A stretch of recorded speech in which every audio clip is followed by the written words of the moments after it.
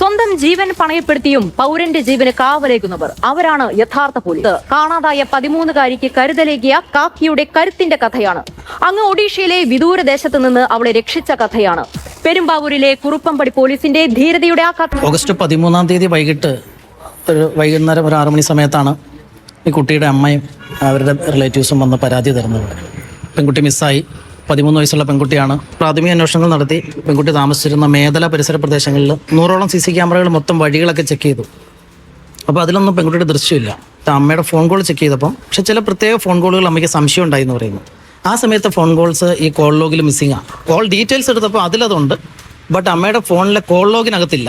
അമ്മയുടെ ഫോൺ കോളിൽ നിന്ന് നീക്കം ചെയ്തിരിക്കുന്ന ആ ഫോൺ നമ്പറിന് 1-2 നമ്പർ ഉണ്ടായിരുന്നു. ആ 2 നമ്പറുകളെ ചുറ്റിപ്പറ്റി ഞങ്ങളുടെ അന്വേഷണം വേറെ മേഖലകളിലേക്ക് തിരിഞ്ഞ് സാങ്കേതിക വിദ്യയുടെ സഹായത്തോടെ നമ്മൾ വിശദമായ അന്വേഷണം നടത്തി. സേലത്തുള്ള ഒരു കേശവ് എന്ന് പറഞ്ഞ ഒരാളെ പറ്റി സൂചന ലഭിച്ചു. കേശവിന്റെ ഫോൺ നമ്പറാണെന്ന് മനസ്സിലായി. സേലത്ത് കേശവ് എന്ന് പറഞ്ഞ ആളെ നമ്മൾ തപ്പിയെടുത്ത് അയാളെ പറ്റി അന്വേഷിച്ചപ്പോൾ അയാളുടെ കൂടെ അലോക് എന്ന് പറഞ്ഞൊരു ഒഡീഷ സ്വദേശിയായ ചെറുപ്പക്കാരൻ വർക്ക് ചെയ്യുന്നുണ്ടായിരുന്നു. സിമിലർ ടൈമിൽ തന്നെ അയാൾ മിസ്സിംഗ് ആണ്. ഒഡീഷ സ്വദേശിയായ ഒരു അലോക് എന്ന് പറഞ്ഞിട്ട് ഈ അലോകിനെ ഞങ്ങൾ കണ്ടെത്തി.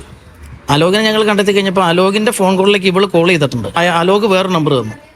അലോകിനെ വിളിച്ച നമ്പർ എന്ന് പറഞ്ഞ് ഒഡീഷയിൽ ഒരു നമ്പർ തന്നു. ഒഡീഷയിൽ നമ്പറിന്റെ ഡീറ്റെയിൽ നോക്കി കഴിഞ്ഞപ്പോഴും അത് ഒഡീഷ ഗഞ്ചം ജില്ലയാണെന്ന് മാത്രമേ ഞങ്ങൾക്ക് കിട്ടുള്ളൂ. അവിടെ അസ്ക എന്ന് പറഞ്ഞൊരു പോലീസ് സ്റ്റേഷൻ പരിധിയിൽ നിന്നാണ് ആദ്യം കിട്ടിയത്. അവിടെ ബരംപൂർ എന്ന് പറഞ്ഞ സ്ഥലത്തെത്തി. അങ്ങനെ വിശദമായിട്ട് അന്വേഷിച്ച സമയത്ത് ഈ അലോക് ഈ പെൺകുട്ടിയുമായിട്ട് അത്യാവശ്യം ചാറ്റിംഗ് ഉണ്ടായിരുന്നു. ഇവർ തമ്മിൽ മീറ്റ് ചെയ്തിട്ടില്ല. ബരംപൂർ എന്ന് പറഞ്ഞ സ്ഥലത്ത് ഈ ബെഞ്ച് നഗർ പോലീസ് സ്റ്റേഷൻ്റെ പരിധിയിലാണ്. അവിടെ അന്വേഷിച്ച് വന്നപ്പം ജിബനാനന്ദ ജന എന്ന് പറഞ്ഞ അവിടുത്തെ ഇൻസ്പെക്ടർ, അദ്ദേഹം ഒഡീഷ പോലീസിലെ SHO ഇൻസ്പെക്ടർ, അദ്ദേഹം പറഞ്ഞു പർട്ടിക്കുലർ ഏരിയ ഇപ്പോൾ പ്രശ്നമില്ല, നേരത്തെ നക്സൽ അഫക്റ്റഡ് ഏരിയ, നക്സൽ ബാധിത മേഖലയായിരുന്നു. ഒരു പെൺകുട്ടിയെ നമ്മൾ അന്വേഷിച്ച് ചെല്ലണമെന്ന് പറഞ്ഞാൽ അവർ പ്രശ്നം ഉണ്ടാകും. അപ്പോൾ ഈ ഒഡീഷയിലെ ഒരു 8 പോലീസുകാരെ സ്റ്റൺഗണ്ണായിട്ട് വിത്ത് ആംസ് ഞങ്ങളുടെ കൂടെ നിയോഗിച്ചയച്ച് രാത്രി 12 മണിക്ക് ശേഷം അവിടുന്ന് 25 കിലോമീറ്റർ ചെന്നാലാണ് ബോർഡർ ആവുന്നത്.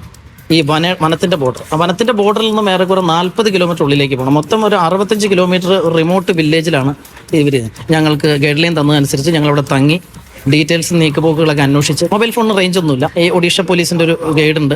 പിന്നെ പണ്ട് നക്സൽ അഫക്റ്റഡ് ഏരിയ ആയിരുന്നപ്പോൾ ആ നക്സലിസത്തിൽ നിന്നും മോചിതരായി വന്ന് സാധാരണ ജീവിതം നയിക്കുന്നവരുണ്ട്.